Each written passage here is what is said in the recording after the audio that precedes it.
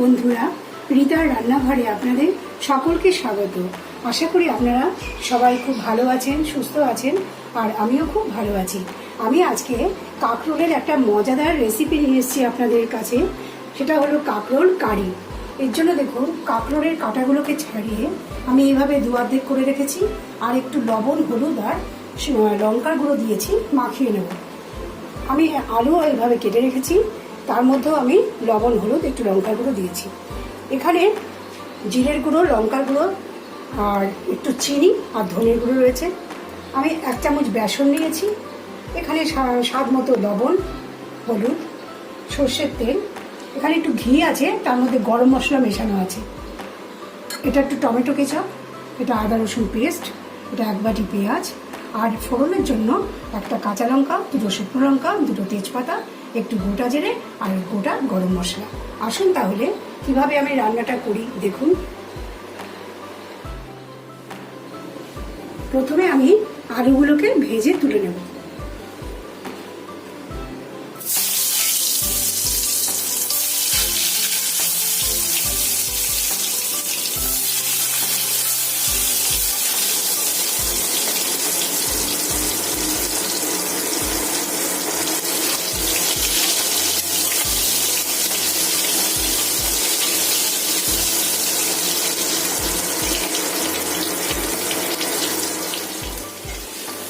দেখুন, আলু ভেজে নিয়েছি।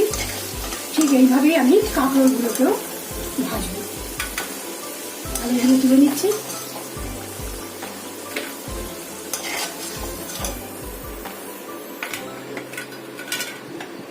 বন্ধুরা, এই ভিডিওটি আপনারা পুরোটা দেখুন।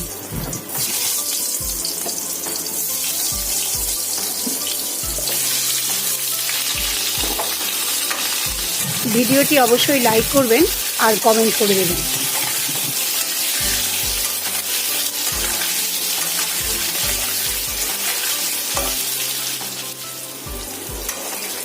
কাঁকরোল ভাজা হতে একটু সময় লাগে, সেই জন্য আমি ভালোভাবে নাড়াচাড়া করে কাঁকরোলগুলোকে লাল করে ভেজে নেব, যাতে সেদ্ধ হতে কোনো অসুবিধা না হয়।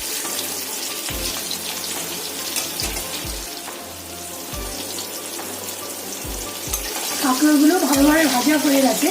এবার এগুলোকেও আমি তুলে দেব।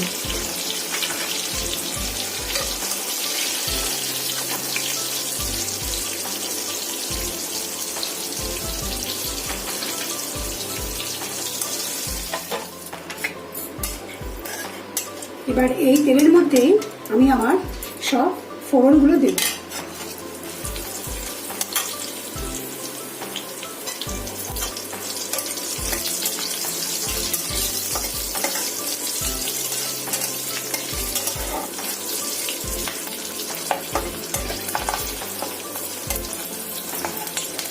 একটু নাড়াচাড়া করে আমি দিয়ে দিচ্ছি পেঁয়াজ।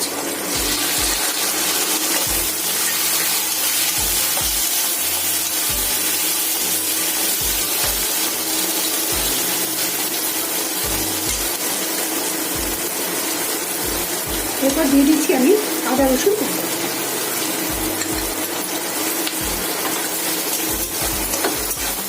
এবার কিন্তু খুব ভালো করে আমি পেঁয়াজগুলো ভেজে নেব।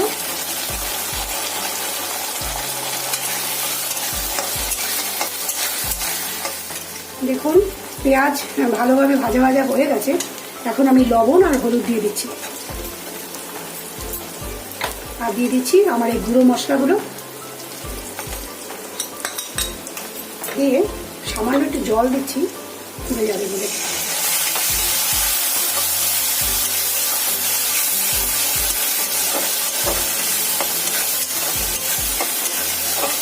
এই মশলাটাকে আমি কম আছে 2 মিনিটের মতো কষে নেব।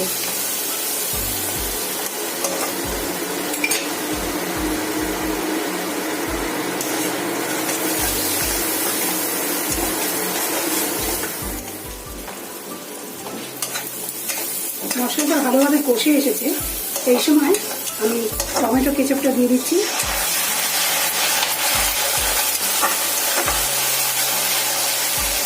আজকে আমি একটু বেসন নিয়েছিলাম, গুলে রেখেছি, সেটা দিয়ে দিচ্ছি।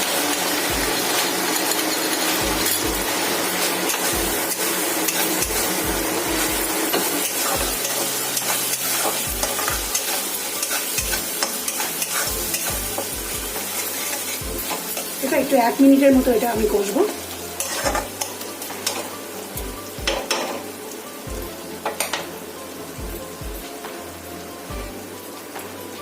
এবার আমি দিয়ে দিচ্ছি আলু, ভেজে রাখা কাঁকরোলগুলো,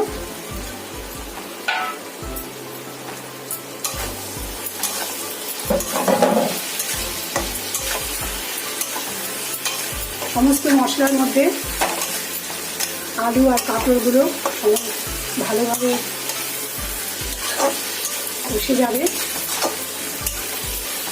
অনবরত নাড়তে হবে।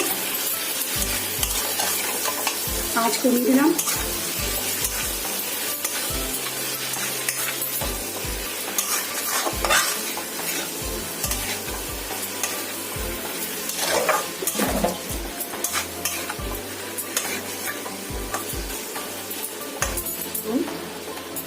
এই অবস্থায় আমি 1 গ্লাসের মতো জল দিয়ে দিচ্ছি ঝোলের জন্য। দিয়ে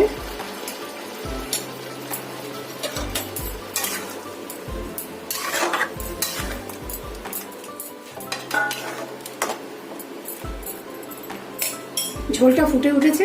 এখন আমি 5 মিনিটের মতো ঢাকা দিয়ে দিচ্ছি। আঁচটা মাঝারি করে দিচ্ছি। ঢাকনাটা খুলে আমি দেখে নিচ্ছি কতটা সেদ্ধ হয়েছে।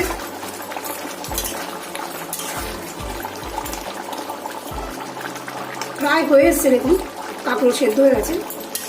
আমি আর একটু ঝোলটা শুকাবো।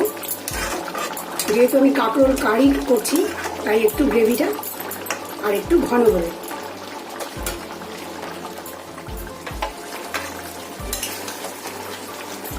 তৈরি হয়ে গেল অপূর্ব সুন্দর একটি পদ কাঁকরোল কারি। আমি শেষে দিয়ে দিচ্ছি ঘিয়ের মধ্যে গরম মশলা গুলে রেখেছিলাম, সেটা দিয়ে দিচ্ছি। গ্যাসটা অফ করে দিচ্ছি। তাহলে বন্ধুরা, আমার এই রান্নার ভিডিওটি যদি আপনাদের ভালো লেগে থাকে তাহলে ভিডিওটি লাইক করবেন, আমার চ্যানেল রিতার রান্নাঘর অবশ্যই সাবস্ক্রাইব করবেন আর বেল আইকন প্রেস করবেন যাতে আমার আগামী ভিডিওগুলি আপনারা দেখতে পারেন। আমি নিয়মিত রান্নার ভিডিও নিয়ে আসি।